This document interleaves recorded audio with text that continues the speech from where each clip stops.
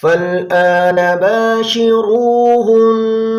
وابتغوا ما كتب الله لكم وكلوا واشربوا حتى يتبين لكم الخيط الأبيض من الخيط الأسود من الفجر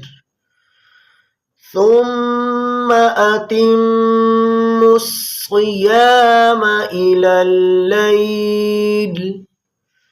ولا تباشروهن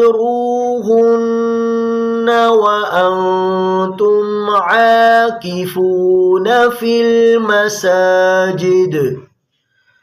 تلك حدود الله فلا تقربوها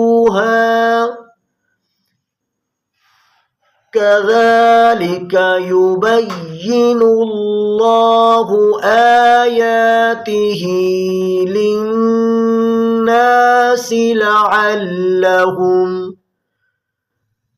لعلهم يتقون ولا تأكلوا أموالكم بينكم بالباطل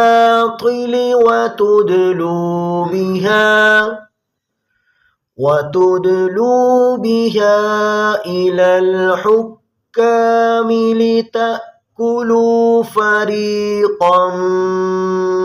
من أموال